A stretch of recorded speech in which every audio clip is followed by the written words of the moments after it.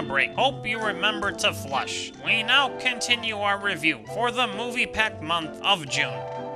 MJM and Dimension bring us John Cusack, playing a skeptic who doesn't believe in any paranormal bullshit. Kind of like Agent Scully from the X-Files. Obsessed with disproving all such phenomena, he finds the ultimate challenge in a haunted hotel room. Prepare for digital short circuits, spooky mirror images, and a load of hallucinatory is this real or imagined thrills. In 1408, Paramount Vintage brings us the first non-escapist movie of the summer, the horrible yet inspiring real-life story of Marianne Pearl, wife of Wall Street Journal reporter Danny Pearl, and the story of their life before, during, and after his kidnapping and subsequent murder in Pakistan, where he was researching a story on a terrorist to overcome tragedy and live with courage and hope in these dangerous post-9/11 times. It takes a mighty heart. Dimension Films presents a combination of Mortal Kombat and Battle Royale. There's a secret island tournament where the greatest warriors do battle. Here, 4 hot girls enter as enemies, but become friends as they join together to defeat opponents in this adaptation of the popular video game DOA. Universal continues the story of a fun-loving god played by Morgan Freeman, bestowing powers and testing humanity's greatest comedians. In this Jim Carrey-less sequel to Bruce Almighty, it's Steve Carell, ordered by God to build an ark. Yes, it's kind of like Tim Allen in Santa Claus, so prepare for animal-pooping jokes and a ton of he's gone crazy dialogue in the family-friendly Evan Almighty.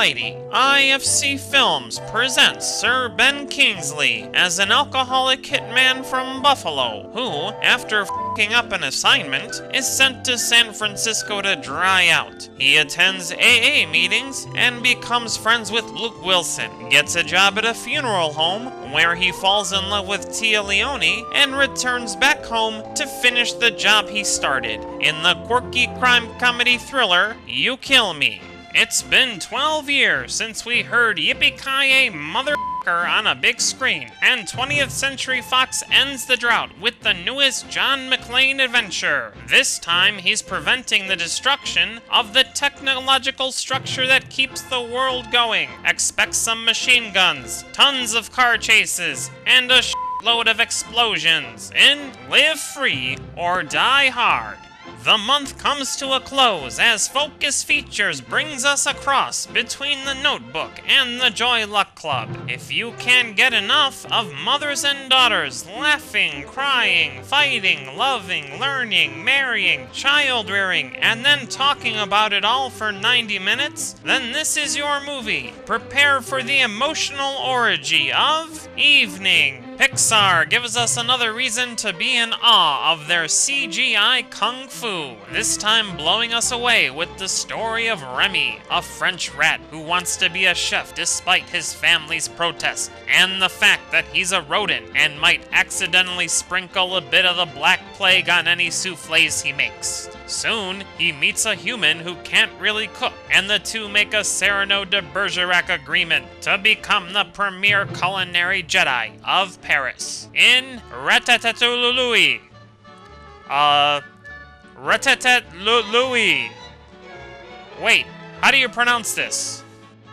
Ratatouille. Can a movie inspire change in the world? We'll find out as Lionsgate and the Weinstein Company present the biggest documentary of the year from Michael Moore. If you're tired of pirates, superheroes, and robots, and want to deal with something that is real instead of something that looks real, here's, as Michael Moore puts it, a comedy about 45 million people who don't have health insurance in the richest country in the world. A topic that goes beyond Democrat or Republican and ultimately asks, should there be a price on human well-being? Maybe your answer will be influenced by Sicko. Sony Pictures Classics crossbreeds Shine and Searching for Bobby Fischer in this story about a German wunderkid piano player whose gift seems more like a curse. He spends time with his airplane-flying grandpa, escaping his "we have your future planned for you" domineering parents. If you like stories about characters having the courage to find their own path in life, then reserve your front row tickets for Vitus. That's it for June. Let's meet back here in July. Until then, choose your movies wisely, cause in the long run, Hollywood gives audiences more of what they pay for. And as always, long live good movies.